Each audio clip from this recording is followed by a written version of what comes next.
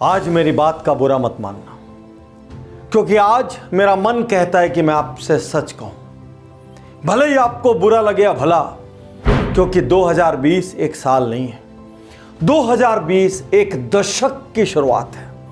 और यदि इस दशक में आप कुछ बड़ा करना चाहते हैं, कुछ क्रांतिकारी करना चाहते हैं, वो पाना चाहते हैं जो आपने आज तक नहीं पाया, तो आपको वो करना पड़ेगा जो आपने आज तक नहीं किया। और मुझे वो कहना पड़ेगा जिसको कहने में मैं आज तक हिचकिचाता रहा। साथियों, सालों से योजनाबद्ध तरीके से हमारे दिमाग में कुछ धारणाएं ठोक दी गई। यहां तक कि अपने स्कूल के जमाने में मैं भी उन धारणाओं का शिकार हो गया था और अपने आप को औसत मानने लग गया था। मैं नहीं जानता उन धारणाओं को हमारे दिमाग में डालने की योजना किसने बनाई, लेकिन जिसने भी बनाई वो चाहता था कि हर गरीब गरीब बना रहे।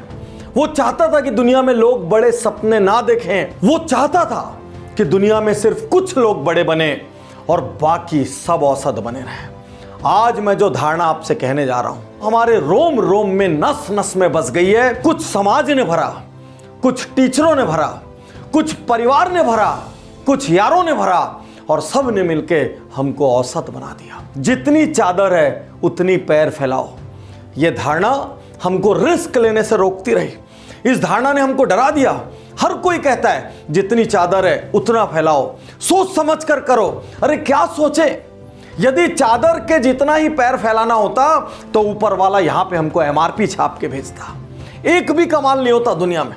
16 साल की उम्र में ग्रेटा थंबर्ग पर्यावरण का आंदोलन करके दुनिया को हिला सकती है। 16 साल की मलाला नोबेल पुरस्कार पा सकती है। चादर की बात करते हैं। स्टारबक्स के प्रमुख हावर्ड शुल्ट्ज गरीबों के सामुदायिक भवन में बड़े हुए। क्या उन्होंने चादर की सोची? फॉरएवर 21 800 से ज्यादा स्टोरों की श्रृंखला, उसके मालिक डो वैन चैंग एक दिन में 3 काम करते थे। एक बिल्डिंग की चौकीदारी करते थे, एक गैस स्टेशन में अटेंडेंट का काम करते थे, और बचे हुए समय में एक कॉफी हाउस में वेटर का काम करते थे। उन्होंने 800 स्टोर खड़े किए। क्या उन्होंने चादर की सोची? रेबन और ओकली, जिसके हम चश्मे लगाते हैं, उसके फाउंडर लियोनार्डो डेल वेशियो एक गरीब घर में पैदा हुए थे और अनाथ की तरह उन्होंने जिंदगी बसर की। 23 साल की उम्र में पहरी मोल्डिंग की दुकान खोली। क्या उन्होंने चादर की सोची? भारत के ओलंपिक मेडलिस्ट सुशील कुमार एक बस कंडक्टर के घर गरीबी में पैदा हुए थे और उनकी कुश्ती की प्रैक्टिस के लिए बाकी लोगों को करियर की कुर्बानी देनी पड़ी।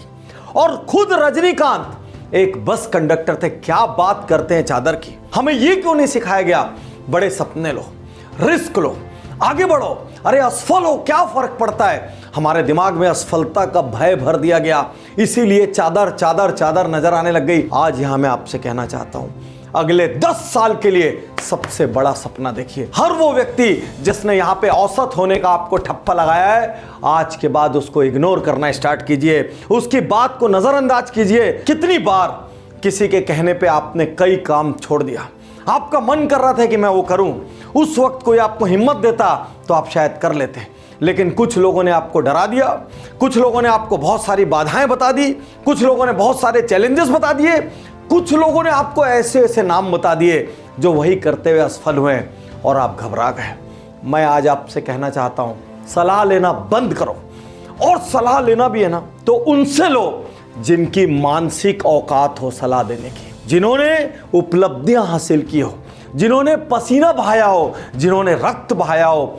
ऐसे लोगों से जिन्होंने संघर्ष किए हो, उनसे सलाह लो। औसत आदमी से सलाह लेके अपने बड़े सपनों का मर्डर मत करो। यदि इस दशक में कुछ बड़ा करना है तो यहां ठान लो कि मैं जब भी सुनूंगा किसी अचीवर की सुनूंगा, या उसकी सुनूंगा जिसने जान लगा के ट्राई किया हो। यदि मेरे आसपास ऐसा कोई नहीं होगा, मैं दूर जाके सुनूंगा।